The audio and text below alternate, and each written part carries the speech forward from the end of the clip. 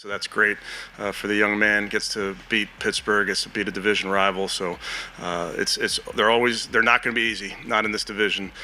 So proud of him for that. Incredible job adjusting to that football. It was a good read by Shedeur, and then to get in the end zone was great. Kevin Stefanski has finally called it. He has finally confirmed Shedeur Sanders as the Cleveland Browns franchise quarterback.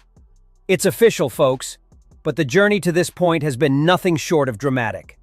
What seemed like a straightforward decision has actually been a roller coaster of behind-the-scenes tension, internal conflicts, and some seriously high-stakes football drama. You won't believe the twists and turns this story has taken. Why wouldn't you, just to see if it does anything to the offense, give him an opportunity to go in there and play? Yeah, obviously my focus is where we are right now, Mary Kay. That's not my focus. Okay. For the longest time, Kevin Stefanski, the Browns head coach, had been reluctant to publicly embrace Shedeur Sanders as the guy who would lead this team into the future. But after Shedeur's meteoric rise this season, Stefanski found himself unable to ignore the undeniable truth. Shedeur Sanders was more than capable of leading this team. Now, after weeks of internal pressure and public scrutiny, Stefanski has finally given in and has declared Shedeur the face of the franchise. But before we get ahead of ourselves, let's break down the full story of how we got here. In his recent statement, Stefanski welcomed Shedeur Sanders into the fold as the Browns' new starting quarterback.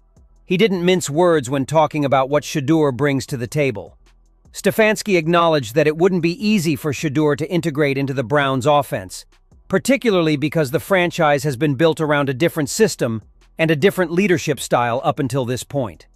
But Stefanski didn't shy away from admitting that he was willing to adjust.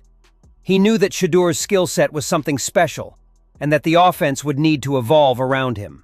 Right decisions for our guys, and I think he has constantly and consistently gotten better in each one of these games and how he's approached this game.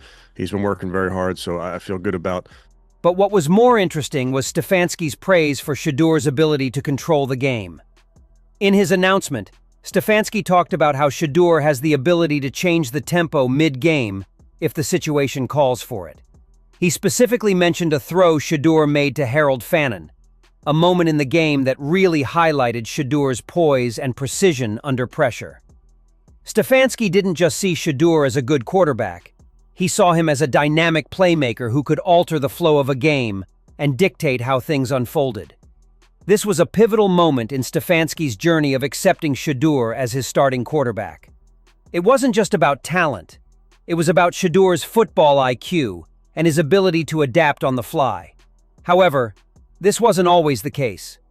At the start of the season, Stefanski wasn't nearly as enthusiastic about Shedeur Sanders. In fact, he had made it clear that he wasn't ready to hand over the reins of the offense to a rookie, especially one with no prior experience in the NFL. Stefanski had other plans in mind for the team, and Shedeur just didn't seem to fit into those plans. Stefanski had his own vision for how the Browns were going to operate, and Shedeur's unconventional style didn't align with that vision, at least not at first. But as the season went on, something changed.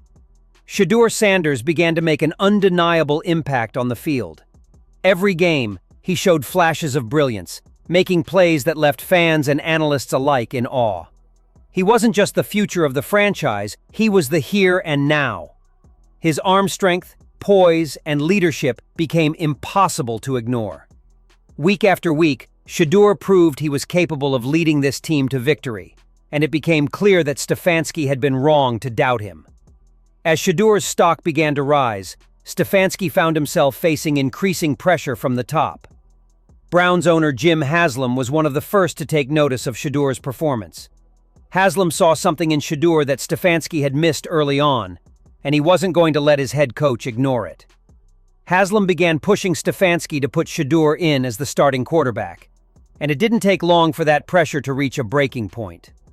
While Stefanski had his reservations about starting a rookie quarterback, Haslam made it clear that Shedeur was the future, and if Stefanski didn't see that, he'd be left behind. As this pressure mounted, Stefanski had no choice but to bow to Haslam's demands. It wasn't just about winning games anymore. It was about saving his job.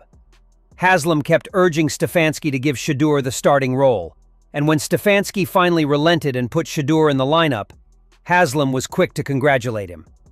But there was more to the story than just a simple coaching decision. Behind the scenes, Haslam knew that Stefanski had been trying to sabotage Shedeur's rise. It wasn't just about football anymore, it was personal. Stefanski's reluctance to start Shedeur had caused tensions within the organization. Haslam knew that Stefanski had been trying to hold back the inevitable. And when Haslam took the time to personally visit Deion Sanders, Shedeur's father, to congratulate him on his son's success, it became clear that Haslam wasn't just happy about Shedeur's performance on the field. He was making a statement. He was showing that he had backed the right guy all along, and Stefanski had better get on board. But here's where the story takes a twist. While Haslam was congratulating Deion Sanders, he was also internally questioning Stefanski's future with the Browns. The whispers around the organization were growing louder, and it was no secret that Stefanski's job was on the line.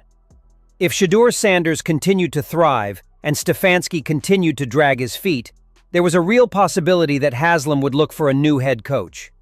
And as Stefanski's job security continued to erode, so did his relationship with the players and the fans. They could see that Stefanski wasn't fully behind Shedeur, and they weren't happy about it. In fact, some reports suggested that Stefanski's reluctance to embrace Shedeur was one of the main reasons why his job was in jeopardy.